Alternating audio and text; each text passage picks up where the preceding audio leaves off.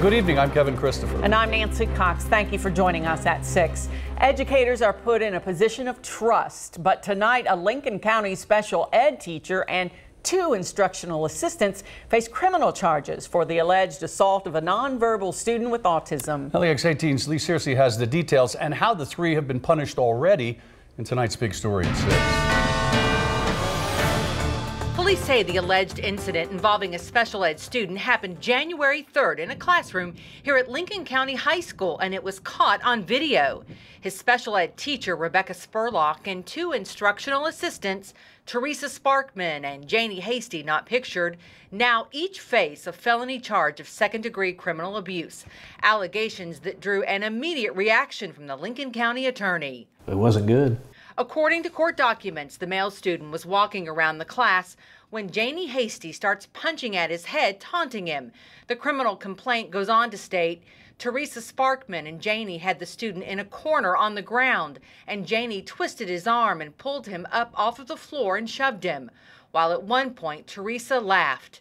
The complaint goes on to state, as a food cart was brought into the room, the student tried to get his food, and Janie pushed him down. All that allegedly taking place in a room of 8 to 9 students, with the head teacher, Rebecca Spurlock, doing nothing to stop it, according to police. The teacher was in the room.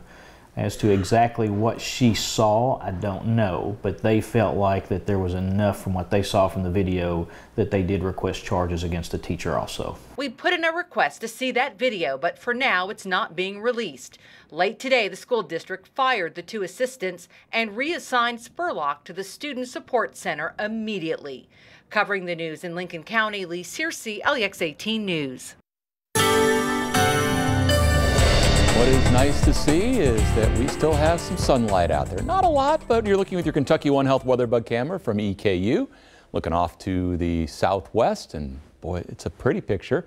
Sky is clear. That means it'll be a cold night tonight as well. We're looking at temperatures dropping down upper teens for most of us. That would make it at least tied for the coldest morning of the season to date. Temperatures now upper 20s to around 30, so we don't have all that far to drop to get there. It has been a cold day today. It will continue, well, obviously through the night tonight. Nothing falling out of the sky, though, for us tonight. Max Track Doppler, we are clear. And as we go to our future track, what little clouds there are should be clearing on out. We will see a mainly clear sky through the night tonight. And with that, temperatures will be allowed to drop off a whole lot. So it gets set for those cold temperatures. But tomorrow afternoon, those high clouds begin coming in. Those are in advance of a winter weather maker that we will talk in much more detail about in the main weather segment. But getting you set for tomorrow, 18 to start, almost 40 to finish. We'll talk about what you're expecting for your weekend in just a minute. Okay, Bill, thanks. An early morning surprise left snow-topped hills in part of Menifee County. When schools officials originally noticed the dusting, they decided to put schools on a 2-hour delay. But after a closer look, they made the decision that it would be easier to cancel classes. Started getting bad. There's like one hill that you have to go up that was treacherous, and then once you get up on the ridge up there, it was just snow covered, and it was difficult for me to make turns up there in my vehicle, and it's a 4-wheel drive. So, as of now, classes are scheduled to be back in session tomorrow. Track the latest forecast from home or work. Just log on to our website, lex18.com. And get it on the go with the LEX 18 Storm Tracker weather app. The parents of a child with Down syndrome have been sentenced to 5 years behind bars for neglecting their son, so much so that he died. LEX 18's Mike Valenti has more from the Clark County Courthouse, where a judge handed down the sentence in the reckless homicide case. Albert and Patsy Christie learned their fate more than a year after their 20-year-old son Logan died from malnutrition and pneumonia. The Clark County Sheriff called it one of the worst cases of neglect he had ever seen.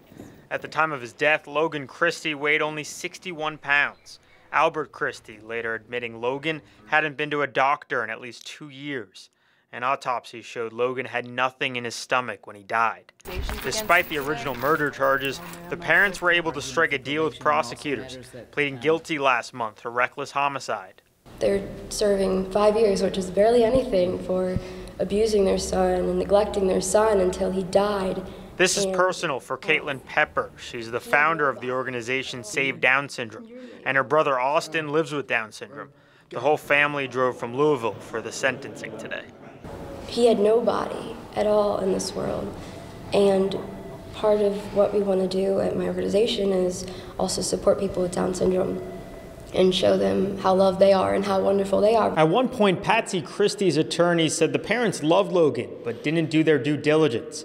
Caitlin Pepper found that hard to believe. Covering the news in Clark County, from the LEX 18 mobile newsroom, back to you.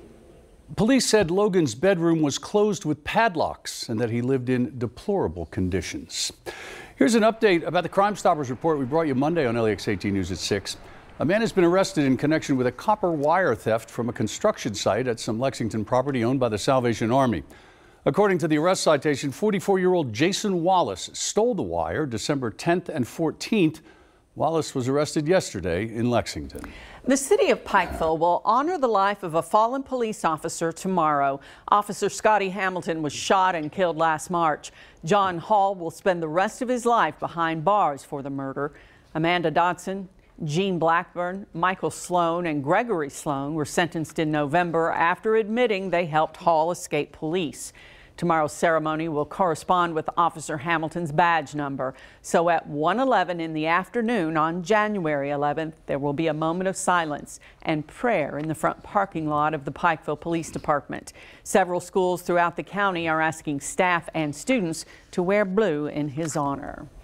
As the country wonders if the new Supreme Court will overturn Roe v. Wade, Kentucky lawmakers hope to pass new abortion bans. That and another proposed education bill have caused a heated debate at the state capitol. LEX 18's Carolina Buchek has a look at what's happening.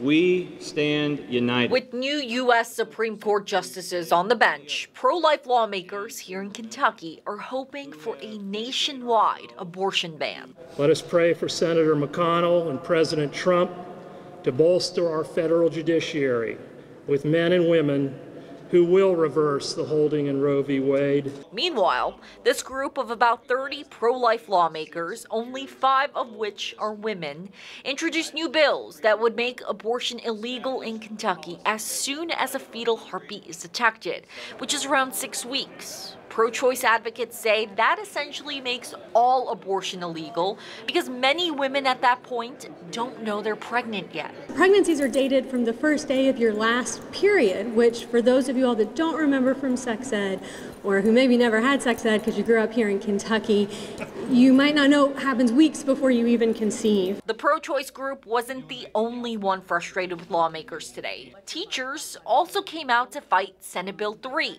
which would make the number of parent and teacher representatives on school-based decision-making councils equal. Covering the news in Frankfort, Carolina Buchek, LEX 18 News.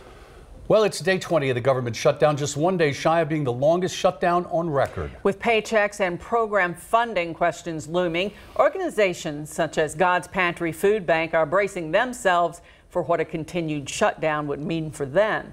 Claire Kopsky reports. I'm just very hopeful that this is going to end soon. This being the government shutdown. About a third of God's Pantry Food Bank's food supply comes from the USDA, a government-funded program. Thankfully, right now, she says the Commonwealth is in a good place. Right now in the state of Kentucky, all of our federally funded food assistance programs are currently funded for the next couple of months, so we're not necessarily feeling a pinch there just yet. The worry as of today is that if the paychecks don't come in for the food pantry employees starting tomorrow, there's a chance they'll become understaffed at a time when they're projecting even more people coming into food pantries for food. What that will do is create a strain on our already strained system. If we have people who are just living kind of on the edge right now and they're living paycheck to paycheck, they miss one paycheck and they're in dire straits for their family. With requests for food coming in from 50 counties and 400 assistance programs, Rebecca says there's no doubt requests for food will increase. We'll respond to it the best we can. We're always asking for support from our local communities to help us feed the need because the majority of the food that we distribute comes from private support. Private support that she says will be absolutely vital if the shutdown continues. Covering the news in Lexington, Claire Kopsky, LEX 18 News. If you'd like to help the food bank stay ahead of the shutdown, you can put food in those blue buckets at Kroger or donate money at godspantryfoodbank.org. Groups of federal workers across the country, including some workers in northern Kentucky, gathered today to protest the partial government shutdown. In Covington, employees from the Internal Revenue Service and other federal agencies rallied outside the IRS Service Center downtown. One worker said she came out because no matter which side of the U.S.-Mexico border wall debate she's on, it's not her fault the government can't come to an agreement about 800,000 federal workers who are being forced to work without pay as lawmakers and the president negotiate a number of spending bills, including putting up $5 billion to build the wall. A tree brought down in an ice storm left an ugly stump, but thanks to a man and a chainsaw, it's now a work of art. Watch how he turned this eyesore into a masterpiece here in Lexington. Next on LEX 18 News at 6.